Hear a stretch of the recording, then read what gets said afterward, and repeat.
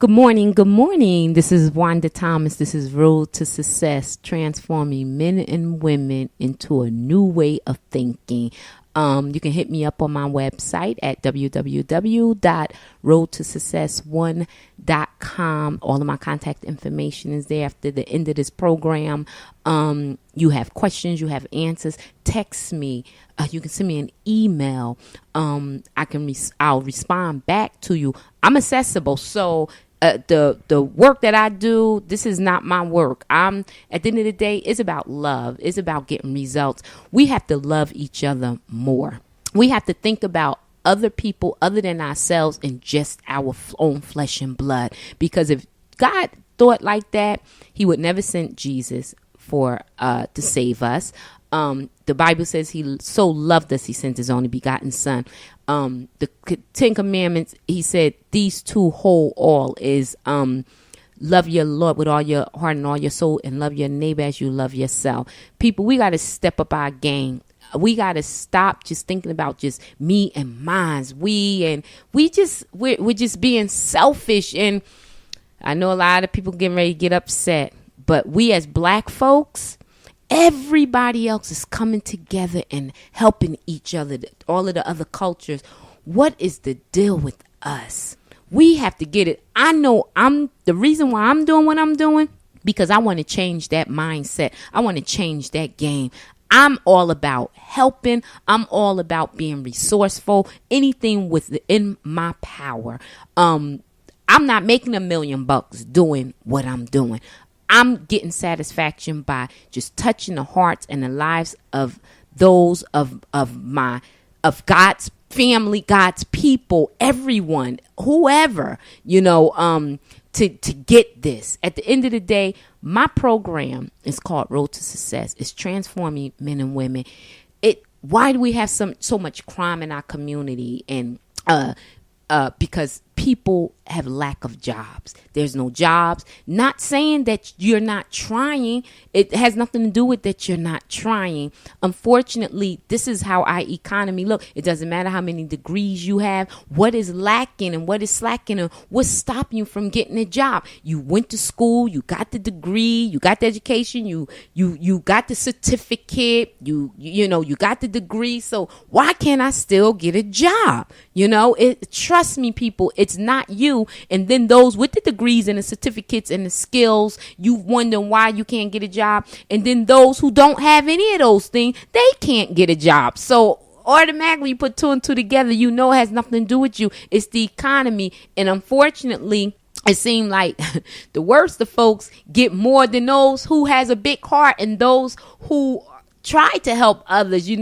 That's, folks, to clear that up. That's just the snare of the enemy. It's like it seemed like that all of the bad people or the folks who just out to hurt folks, it seemed like they're the ones who always getting everything, and the ones who working hard and keeping their nose clean and doing the right thing and being respectful, it seemed like they always getting crumbs. Trust me, people, I'm only speaking out of my own journey. It seemed like no matter what I did, all of the right moves, I'm like, why can't I get ahead? And then I look at these folks that just, they hatred, and you go to these jobs or you go to these companies or you wait in the line of these companies and the customer rep, they got these bad attitudes and yet you trying to figure out how is it that she or he got a job, and look how nasty their attitudes are when they should be counting their blessings that they got a job.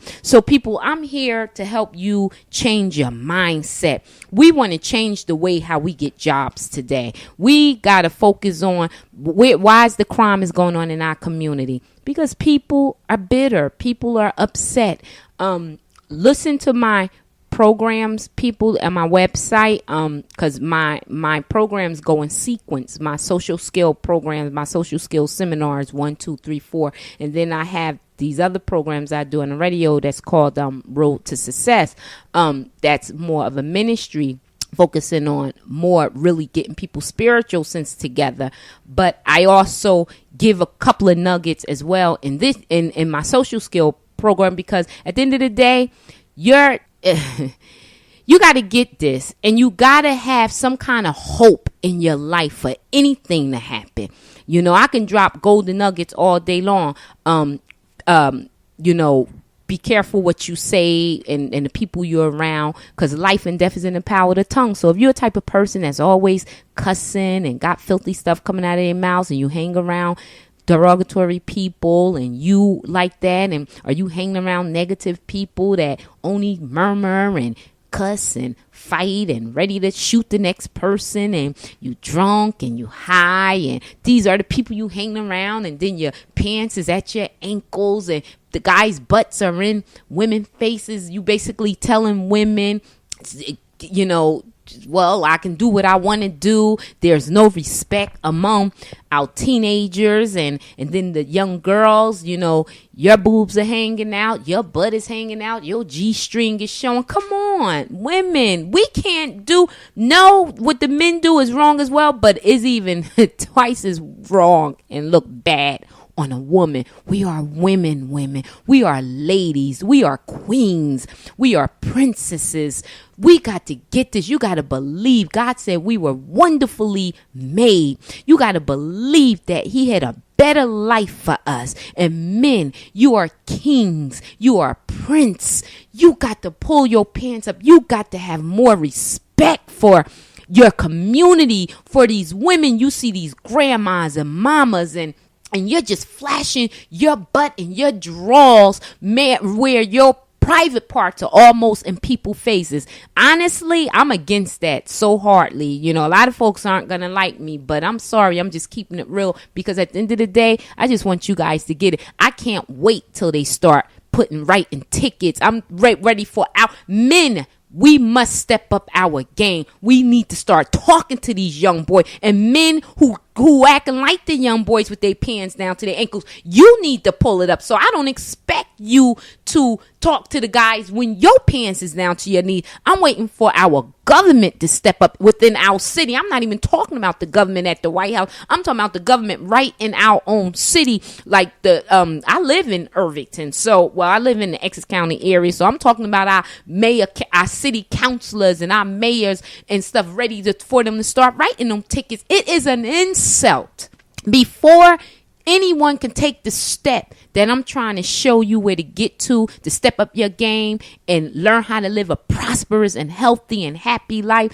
You got to get your spiritual man together, because you can fix up. I can put a suit on a man and clean him up, and put a dress on a girl and clean her up, but her insides are a mess. Now, unless they don't open their mouths, they'll pass like a perfect picture. But if you didn't teach them anything on the inside, soon as they open their mouths in that suit and in that dress, the real truth is going to fall out. So what good of me to cover it up with a suit and a dress and you are foul on the inside? So I'm here to transform. The name of my show is Transforming Road to Success, Transforming Men and Women. I'm empowering you people. I want to change the way that you think. That's the only way we're going to get out of this mess that we're in. That's the only way you're going to make a transition. If you're going through trying to go through a transition with your job, or if you're just looking for a job, I'm here to help you, to show you how to make that happen. And I'm telling, let me just give a little testimony real quick. Let me tell you something.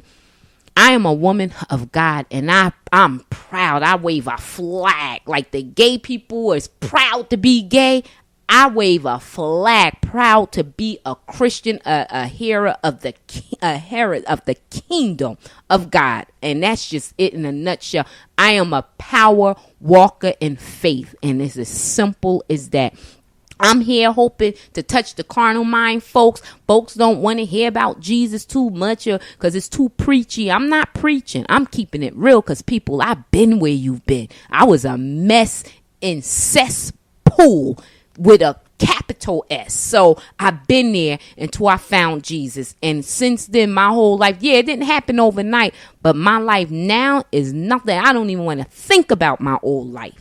what I used to do and the things I used to do or whatever. Yeah, it may not was worse or in and out of jail and doing this and that. I'm not talking in that sense, but I partied hard just like the next person, did stuff just like the next person. The point that I'm making, I'm saying this because I'm saying until you really change your mind. I've always had decent jobs. I've always had good jobs. For some reason, even through my mess, I always seemed to get what I had wanted.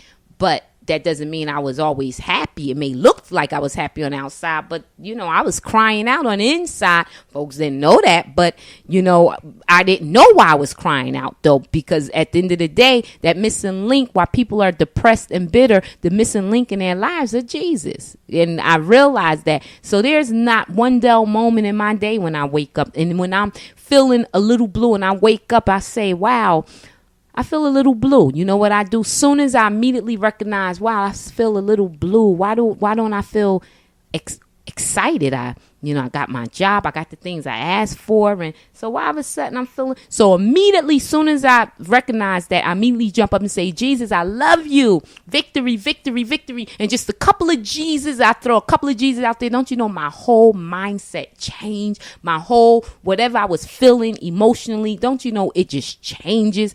God is awesome. God is awesome. I'm sharing this with you because this is going to help you guys. What is this about? It's about, I want people to change in our community. And to do that, you got to get cleaned out.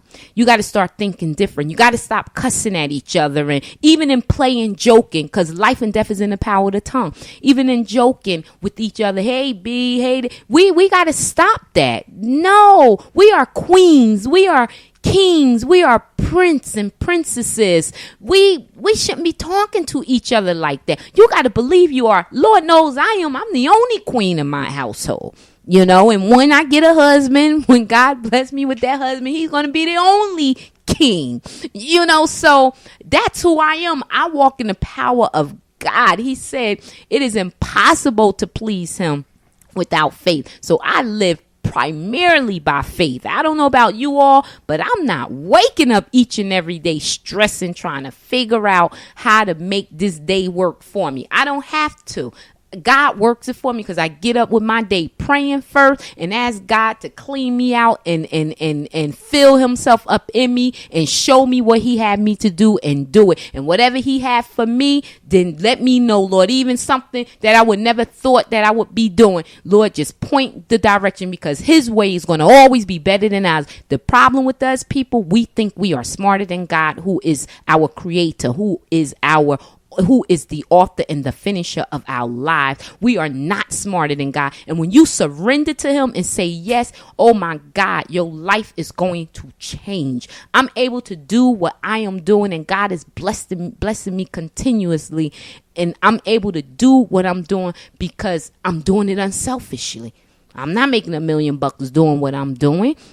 I'm doing it because I love you, because God loved me first. I want to be resourceful and help anyone that I want to, going to the shelters and talking to, when you go to a shelter, who's at the shelters? You got a lot of people coming in off the streets that's abusive with drugs, that need a place to stay. You got people coming right out of jail that no telling what kind of abuse went on in there, and or they were on bunch of drugs in there because they get just as tore up and high and drugs and everything more in jail than they do out in the street. So these are the people who's who's coming into the shelters. It's really of somebody who just lost their job and never drank or never did drugs. It's really anyone in the shelters like that. 99% of the people that are in the shelters, unfortunately, they are ex-offenders and people coming in off the street because they want a meal and stuff and that's fine. But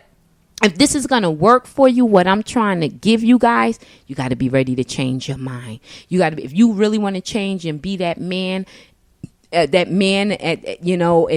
woman to make a difference in your household and get back with your wife or get back with your husband and let your kids start being proud of you and so on and so forth. If that's the person you want to be, then you're going to have to change the way you think. You got to get a job.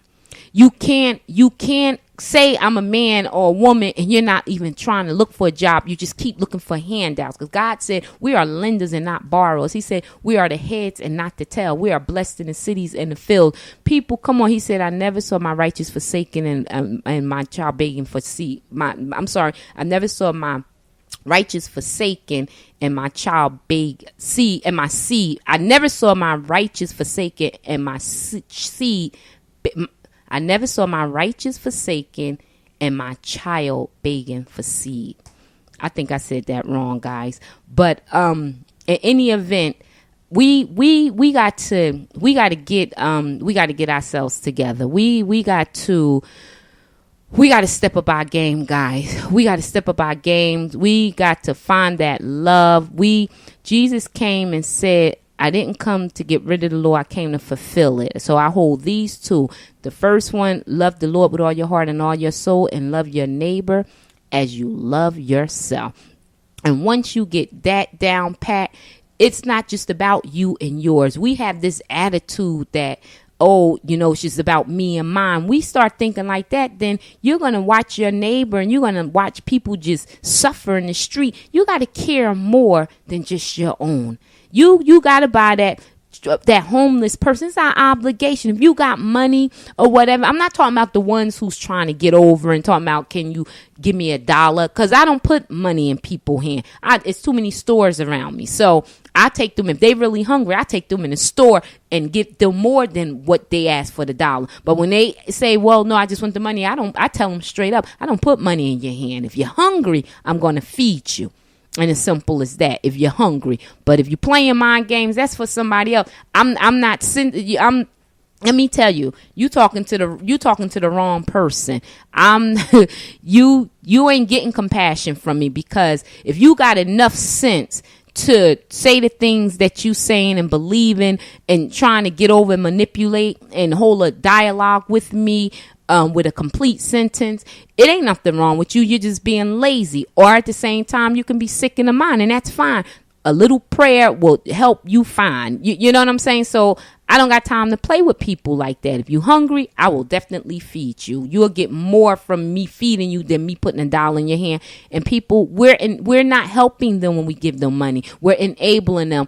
You will be helping them if you pray for them and send them to the shelters that we got all around our city. The problem is they don't want to go to shelters because they know they got to follow rules. So they rather stay out on the street and beat people over their head and want people to be sorry for them. I ain't going to feel sorry. I'll pray for you even if you don't come over by me. I'll be praying for you anyway. So, and if you do come by me, I tell you straight up, I'll pray for you. And if you want something, I'll go in the store and buy you something, but I ain't putting money in your hand, so God is awesome. What am I doing, guys? This is about job search. This is about job fair. I want you guys to get this. Let me just throw this first question out there.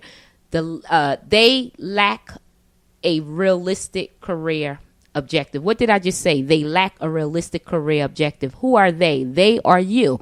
You lack a realistic career objective. So what does that mean? This is about finding a job, being effective. This is about transitioning to a new job, or this is about just trying how to get a job. Meaning the lack of realistic career objective is you can't have a GED or high school diploma trying to run for councilman. Okay? Now, I'm not saying it can't happen, but let's look at it like this. Even God, one thing about God, he's never going to do nothing foolish. It's like giving a kindergartner a 9-to-5 job.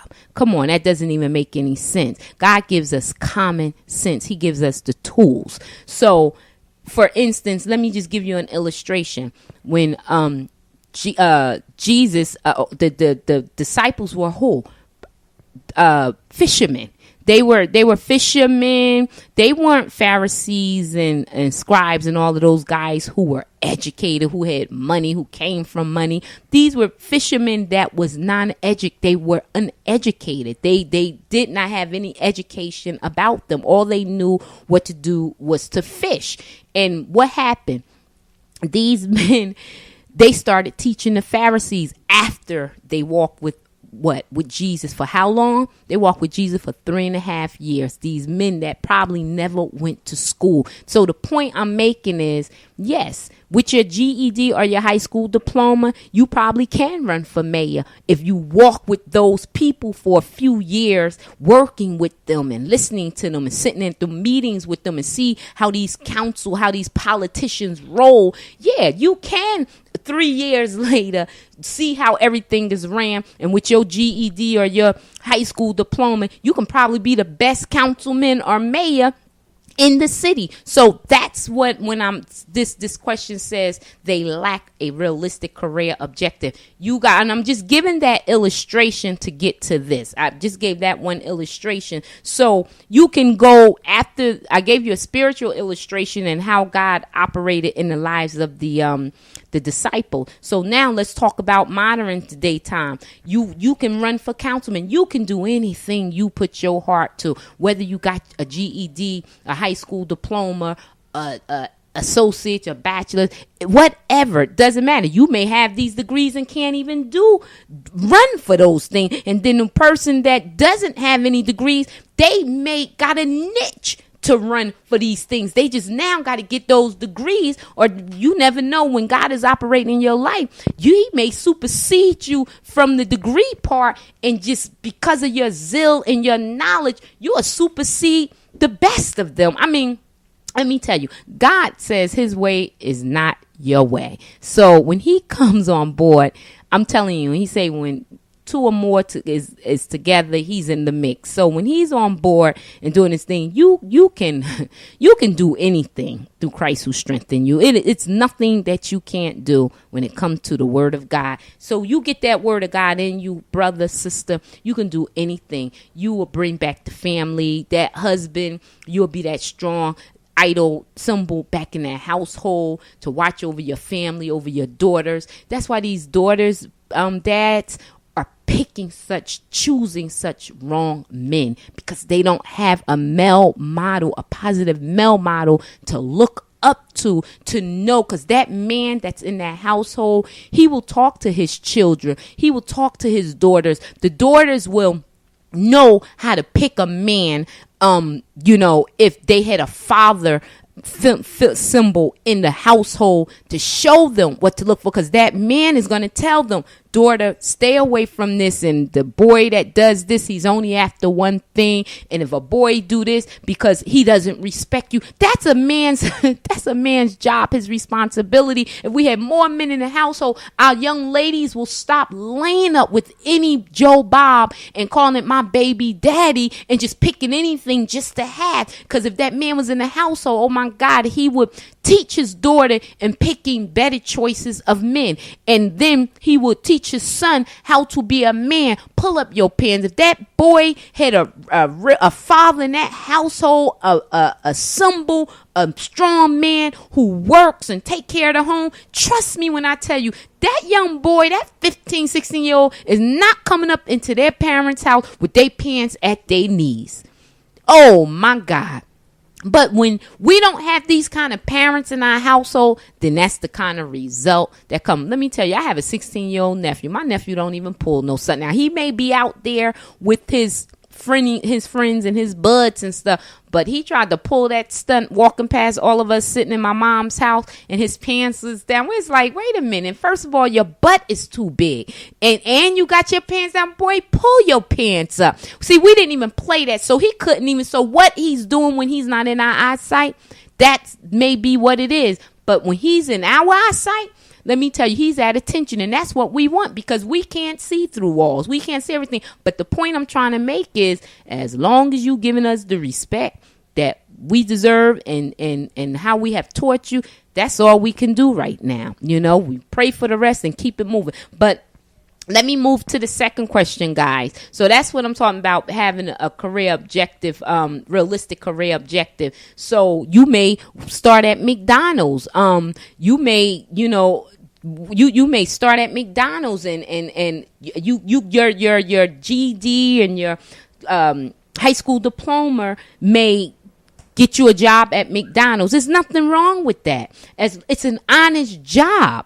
It's an honest job. You know you're not going to be there. You got to set yourself up and say, okay, I'm going to be here for 3 months, maybe 6. By that time, I'll finish doing what I need to do, or finish doing the course that I'm doing in school, or finish doing the business course that I'm doing, and I'll have this certificate, so then I can start looking for a different job in this area. You got to plan, guys. You have to plan your plan if you want to see results, better results. Okay, so let's keep it realistic. If you got a GED, a high school diploma, don't necessarily have to be just McDonald's, because let me tell you, I started from coming out of high school and working at the assembly line, putting together file cabinets and, putting together toys and stuff down in that on Doraemon's Avenue. That was a popular spot back then. We kept jobs and stuff. I've been working.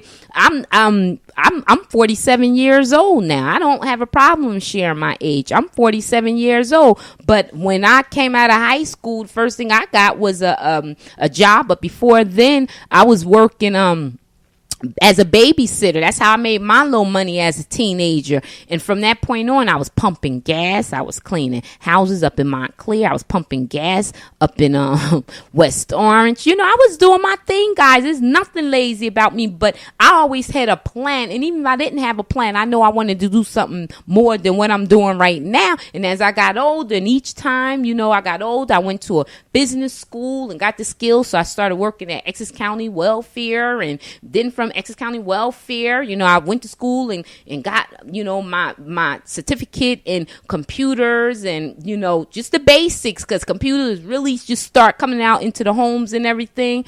And, I got the, and from there, I got a job at Newark Public School and Human Resource Department. And, I started from making $3.35 minimum wage to the time I was about 30. I was making about $30,000 at Newark Public School. You know what I'm saying? And now I'm where I am. I'm working towards now my PhD in religious studies, as well as taking some secular courses. And then I'm entrepreneur with my own business. So I keep it real. And while I'm sharing this, I'm not boosting. I'm trying to let you all know the progression of what it took and what I had to do. I lived in Georgia. If you listen to my other segment, Social Skills, too, if you listen to that, you can hear my story about Georgia. When I lived in Georgia, it wasn't no joke. So I just want you guys to get this. I'm going to probably just leave off on that one,